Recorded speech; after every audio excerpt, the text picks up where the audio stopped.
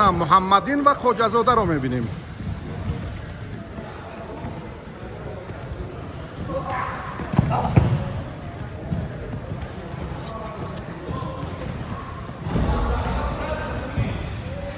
برای محمدین افتخار است که با خواجه‌زاده رقابت میکند. تجربه میگیرد، میآموزد.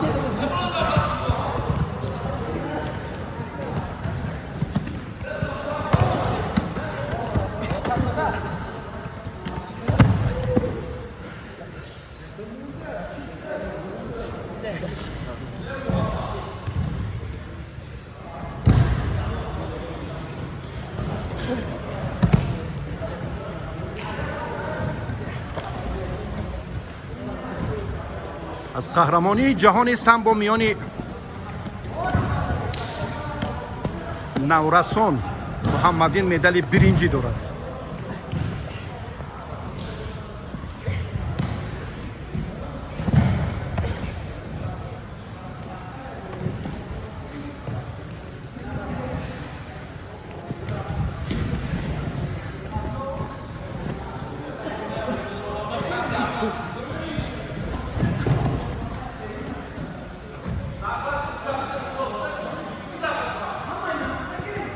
روز اللاهیده نیروسنجی سه شنبه و جمعه ای هر هفته است. اینها جدی کشتین گرفته ایستادن.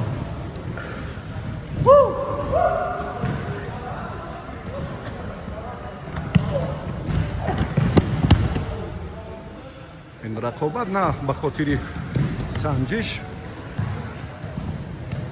و نظر نورسان، بلکه برای تقویت و بهتر ادامه دادن کاری فردای مربیان و مشورزی خودی محمدین و خواجه‌زاده که خیلی آنچه با صمیمیت و صداقت انجام می‌دهد، باز هم یک سیله رحم سر پهلوان جوان رو با سیله میکند. این صمیمیتی اللاهیده دارد.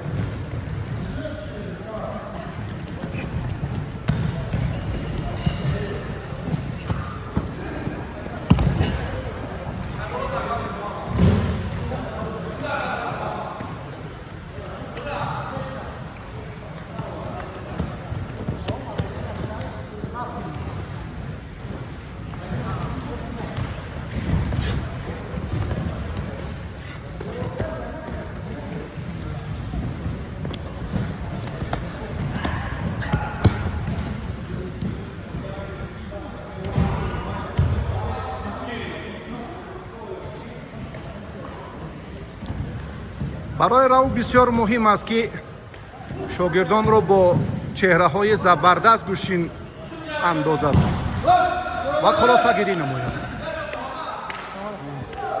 محمدین و خواجه‌زاده بسیار رقابت عبرت بخش و جالب هم بود. اصلا به هر دو.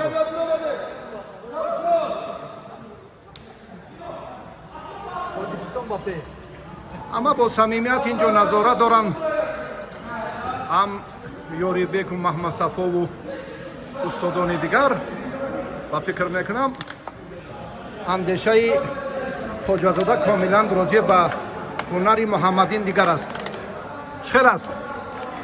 الحمدلله خیلی خوب شد. اگه نه از گور اومدن و تونیس میرود. چی توصیه داره؟ انشاءالله با وعده میکنم دودن نخوام افتخاری را به دست میارم. برای از مظفریت میخوایم. سلامت باشید.